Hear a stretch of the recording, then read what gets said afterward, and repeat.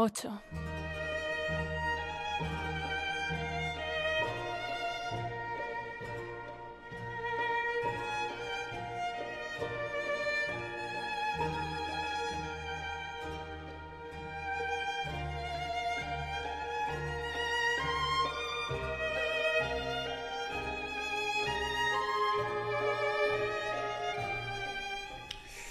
Amigos y amigas de este canal 8 Televisión, que en una sección más de esta semana vamos a tener este rato de conversación de nuestros temas, los temas de la Iglesia hoy.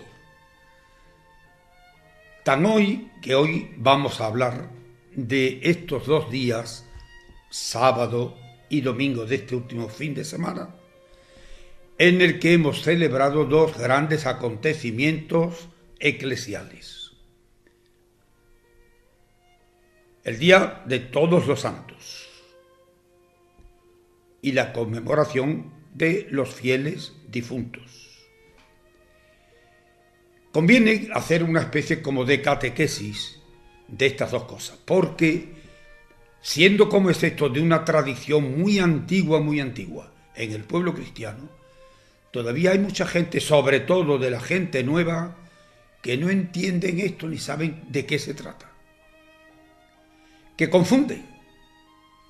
Y sobre todo cuando ahora se nos ha ido metiendo, no sé por qué ni quién, esa manera de celebrar este Día de Todos los Santos y los difuntos con esa nueva ola que ha entrado de América o de donde venga, de hacer esa burla sarcástica de todo lo que es la muerte y el sentido de la muerte cristiana y todo eso, el jauregui.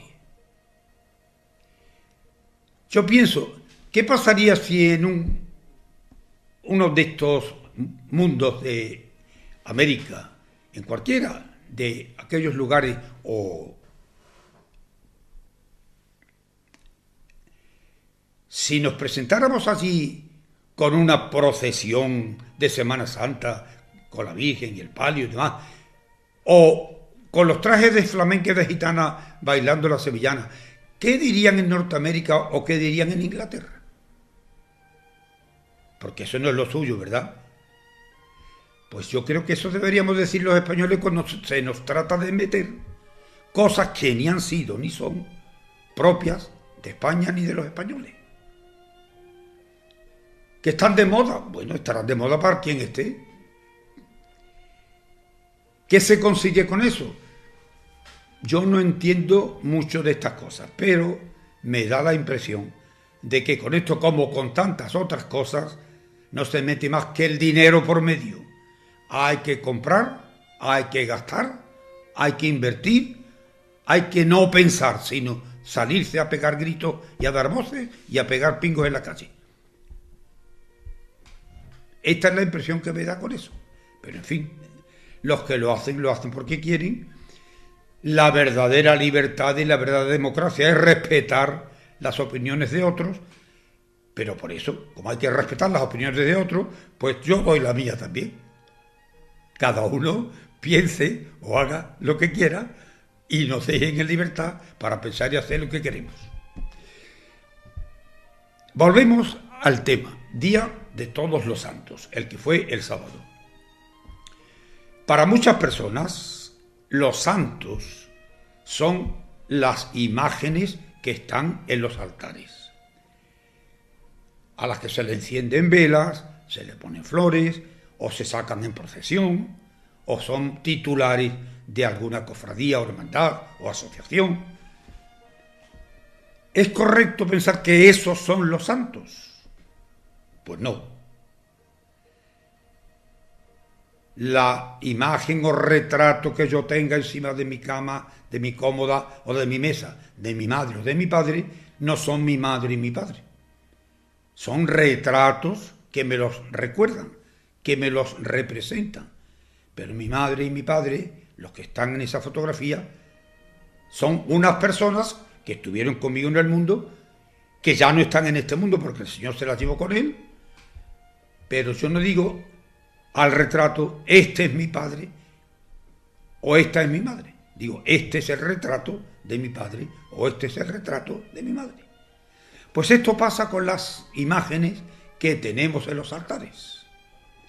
Muy venerables, muy dignas de veneración. Merecen y les damos el culto. Pero es un culto relativo. Quiere decir que el culto que damos no va directamente a la imagen, sino a la persona a la que esa imagen representa. ¿Y quiénes son esas personas? Pues todos los santos cuya fiesta o memoria hemos celebrado los cristianos este primer día del mes de noviembre. ¿Y por qué y cómo salió esto de hacer esta festividad? Pues muy sencillo. En los primeros tiempos del cristianismo, hace 2000 años, cuando la iglesia cristiana, la iglesia de Cristo, el Evangelio, empezó a difundirse en medio de una sociedad, la sociedad del Imperio Romano, totalmente paganizada, que daba culto a inmensidad de dioses y diosas que se inventaban naturalmente, donde el verdadero y único Dios soberano, creador y señor de todas las cosas, estaba representado por el que ellos llamaban el Dios padre de todos los dioses, el Zeus. La Iglesia empezó a predicar el Evangelio de Cristo, empezó a enseñar a la gente a vivir una santidad propia de los que somos hijos de Dios. Y esas personas que vivieron esa fidelidad al Evangelio muchas veces fueron perseguidas por el imperio, incluso llegaron al martirio, fueron muchos los que fueron martirizados a causa de su fe en Jesucristo y de su vivencia cristiana. Los cristianos entonces, a aquellos mártires, a aquellos testigos de Cristo que fueron martirizados, empezaron a darles culto de veneración. Y en las catacumbas romanas, todavía existen esas catacumbas, hace 2000 años que se utilizaban por los cristianos, hoy muchas de ellas están como recuerdo y memoria de aquel tiempo histórico. No se utilizan ahora ni como enterramientos ni como lugares de culto, pero sí como lugares respetables por lo que fueron. Y en aquellos primeros momentos la Iglesia empezó a dar culto a aquellos cristianos y cristianas que por amor a Cristo y por fidelidad al Evangelio dieron su vida en el martirio. Más tarde, cuando Constantino el emperador dio libertad para que los cristianos pudieran vivir abiertamente y libremente y manifestar su fe y su vida en medio de la sociedad, la Iglesia empezó a construir templos. Y en esos templos se guardaban y se conservaban y veneraban los restos de aquellos mártires de los cuales se conservaba o el cuerpo incorrupto o parte del cuerpo en reliquias o por lo menos la memoria de aquellas personas. Y ahí empezó el culto a los santos, no a uno en particular o a algunos con su nombre, a los que se conocían por su nombre también y a los que no se conocían por su nombre. Por eso se instituyó la festividad de todos los santos, de todos aquellos hombres y mujeres que por su fe y por su fidelidad a Cristo dieron la vida en el martirio. Después, ya una vez establecida la Iglesia más definitivamente y con más organización, los monjes, que empezaron muy pronto, en los primeros siglos, a llevar una vida especialmente de oración, de recogimiento, de trabajo y de evangelización, también empezaron a dar culto a los cristianos que en su tiempo también tenían o merecían que se les diera el culto que la Iglesia prometió y dio a los primeros mártires. De ahí que en los siglos VII, VIII, los monjes, sobre todo los benedictinos, San Benito, empezaron a dar culto y señalaron un día para hacerlo en general. Y ya una vez establecido en Roma de una manera definitiva el cristianismo y la Iglesia cristiana, lo que fue en otro tiempo el templo de todos los dioses paganos, su nombre el Panteón, Panseón quiere decir todos los dioses, el pan, que es una palabra griega, panki significa todo, y theos, que significa Dios, pues el Panteón, que sirvió de templo romano para todos los dioses, se consagró, el Papa romano lo consagró, en memoria de la Virgen Santísima y de todos los santos. Y ahí ya se estableció definitivamente este día 1 de noviembre, que llamamos el Día de los Santos. No solo de los que están representados en los altares, no solo de los que por el calendario conocemos cada día. Por ejemplo, hoy la Iglesia venera a unos cuantos, entre ellos uno muy conocido y muy amado del pueblo cristiano, San Martín de Porres, el negrito mulato que fue beatificado y santificado por su vida entregada totalmente a la caridad con el prójimo y que de alguna manera descendía de España, porque su padre fue uno de los españoles que fueron a la conquista de América. Se casó en América con una mulata y de ese casamiento nació este santito Martín de Porres, al que la gente cariñosamente llama Fray Escoba. Hoy celebra la Iglesia su día.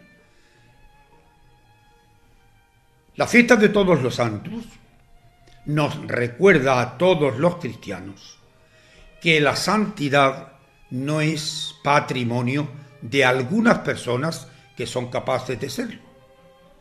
La santidad es una llamada que hace Cristo a todos los cristianos. En el Evangelio está claramente expresado: sed vosotros santos como vuestro Padre del cielo es santo.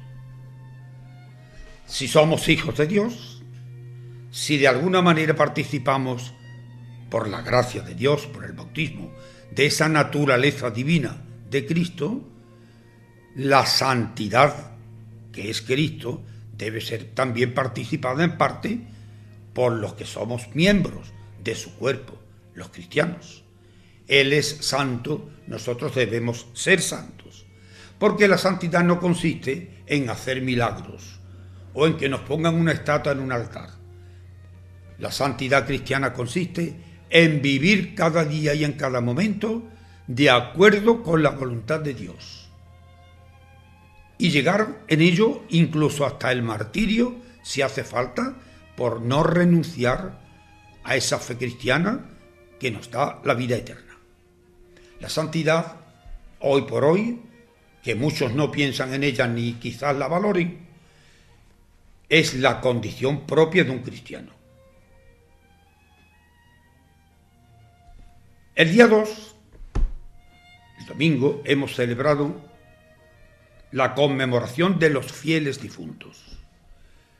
Los santos ya no los consideramos difuntos porque aunque murieron y salieron de este mundo, ya están glorificados y viven con Dios en el cielo, en esa gloria eterna que no se acabará nunca. Difuntos los que han salido de este mundo y aún no han podido llegar a esa felicidad eterna de la gloria porque tienen que purificarse de sus faltas, de sus pecados, de lo que aquí en la tierra hicieron que no estaba de acuerdo con lo que Dios quería. Entonces esa purificación es un tiempo intermedio entre la salida del alma de este mundo, cuando se separa del cuerpo, y la llegada a esa unión definitiva con Dios en el cielo. A ese estado le llamamos el purgatorio. Purgatorio o purificatorio es ese tiempo en que las almas se purifican para llegar totalmente limpias y sin falta alguna a la presencia de Dios, en cuya presencia no cabe defecto alguno. ese purgatorio no es un castigo. En el purgatorio no se sufre la pena del infierno, que es definitiva y para siempre. En el infierno no hay redención. El purgatorio es un tiempo, es un espacio en donde las almas se purifican, pero con la esperanza firme de que llega su momento en que se unirán definitivamente a Dios para estar con Él de una manera eterna, gozando de esa dicha de la felicidad de los bienaventurados. ¿Y cómo se llega a esa bienaventuranza? Nos lo ha dicho el Evangelio precisamente en este día en que hemos leído el Evangelio en la Misa de los Santos. Las bienaventuranzas, que quiere decir bienaventurado, feliz, es aquel que hace esto, lo que dice Cristo en el Evangelio, que es todo lo contrario de lo que nos dice el mundo y la gente mundana. Donde Cristo dice, bienaventurados y felices los que tienen hambre y sed de la salvación y de la justicia. Y el mundo no tiene hambre de salvación y de justicia, sino de diversión, de gasto, de infamias, de robo, que lo hay abundantemente, sobre todo en nuestros días, y de otras muchas cosas. Donde Jesucristo dice, bienaventurados los limpios de corazón, el mundo dice, anda ya lo que te dé la gana y vive como quieras, y no te importe nada de nadie, tú a lo tuyo. Ese corazón no está limpio, sucio y bastante borroso. Ahí no hay alma ni dignidad cristiana. Bienaventurados los que trabajan por la paz, dice Jesucristo. Y aquí el mundo todos los días en guerra, esas malditas guerras que estamos viendo y aguantando y que el mundo no es capaz de sostener ni de evitar. Al contrario, los que chillan porque hay guerra le están vendiendo el armamento a esas guerras. Las bienaventuranzas son el camino trazado por Cristo para los que quieren salvarse, que es todo lo contrario de lo que el mundo hace y quiere para condenarnos. Cuando la Iglesia en este día nos ha recordado a todos los santos y al día siguiente nos ha dicho que recordemos también a los fieles difuntos, nos ha dicho ayudarles desde aquí, desde este mundo, a esas almas del purgatorio, para que cuanto antes, por vuestras oraciones y vuestros méritos, los que aún quedamos aquí en la tierra, ellos puedan salir a gozar de Dios. Es como cuando aquí en la tierra alguien debe un dinero, tiene una hipoteca, y hay personas que le pagan esa hipoteca para que se queden libres y puedan estar tranquilos. Pues esto hace la Iglesia con las almas del purgatorio. Ellos tienen esa hipoteca de pagar sus deudas, ya no pueden hacerlo. Se lo hacemos nosotros desde aquí. Por eso nuestras oraciones, el recuerdo de este día especial del Día de los Difuntos, nuestra visita al cementerio, como lo hemos hecho, para rezar allí por los que tenemos en aquel lugar, cuyos cuerpos están allí esperando la resurrección y cuya alma vive o con Dios en el cielo o en el purgatorio esperando. Nosotros pagamos esa hipoteca con nuestra oración, con nuestros sacrificios, con nuestro deseo de ayudarles. Estas son las dos cosas principales que en estos días hemos celebrado y recordado, y que conviene mucho, como lo hemos hecho ahora mismo, decírselo a muchos que quizás ni saben lo que hacen o no saben lo que quieren. Nosotros, cuando vamos a rezar por los difuntos, no rezamos por los huesos que están en el cementerio. Rezamos por las almas de esos cuerpos que están enterrados, esperando la resurrección, y con nuestra oración y nuestra ayuda espiritual les ayudamos a salir cuanto antes y que paguen esa deuda en el purgatorio para que gocen definitivamente de esa gloria eterna de Cristo, que nos ha dicho en el Evangelio de estos días: yo no os engaño, en la casa de mi Padre hay muchas moradas, muchas estancias. Si no fuera así, yo os lo hubiera dicho, dice el Señor. Cuando yo vaya y os prepare sitio, volveré y os llevaré conmigo, para que donde yo estoy, estéis también vosotros. Esta es nuestra esperanza, esperanza que nace de la fe. Creemos y por eso hablamos. Todo esto lo podemos hacer, como iglesia que somos, en este grupo eclesial que se llama la parroquia. Cada uno en la suya, naturalmente. La vida cristiana normalmente se vive, se practica, se desarrolla en la parroquia. Por eso vamos a terminar escuchando la lectura de estas palabras que el Papa Francisco en estos días, en esa exhortación apostólica, la alegría del Evangelio, nos dice: la parroquia no es una estructura caduca, precisamente porque tiene una gran plasticidad. Puede tomar formas muy diversas que requieren la docilidad y la creatividad misionera del que hace de pastor de ella el sacerdote y de la comunidad. Aunque ciertamente la parroquia no es la única institución evangelizadora, sí es capaz de transformarse y reformarse y adaptarse continuamente para seguir siendo la misma iglesia que vive en las casas de sus hijos y de sus hijas en cada uno de los lugares donde se encuentra. Esto supone que realmente este contacto con los hogares y con la vida del pueblo no se convierta en una estructura separada de la gente o en grupos selectos. La parroquia es presencia eclesial en el territorio y ámbito de la escucha de la palabra, del crecimiento de la vida cristiana, del diálogo, del anuncio de la fe, de la adoración a Cristo, de la celebración eucarística y de los sacramentos.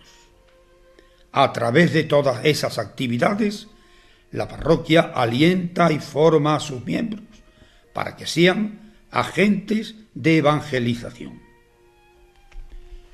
Todas las demás instituciones eclesiales, comunidades de base, pequeñas comunidades, movimientos, formas de asociación, son una riqueza de la Iglesia que el Espíritu Santo suscita para evangelizar, pero todas forman una sola unidad, que es la parroquia. Esto dice el Papa en su exhortación apostólica, la alegría del Evangelio, que los cristianos debemos conocer para llevarla a cabo. El Evangelio para el cristiano no es una carga. No lo fue nunca para los que antes hemos dicho, para los santos que por vivir y practicar el Evangelio dieron incluso su vida en el martirio. Nosotros también, para vivir el Evangelio, no nos hace falta más que pensar cada día cuando nos levantamos: ¿qué quiere Dios que haga yo hoy? ¿Cómo voy a hacerlo? ¿Y en qué forma voy a practicar y vivir mi fe de cristiano y mi obligación de evangelizar con mi vida? Si así lo hacemos, podemos estar tranquilos y contentos de que un día también, como nos dice el Señor en el Evangelio, nuestra recompensa será grande en el cielo. Que así sea. Buenas noches.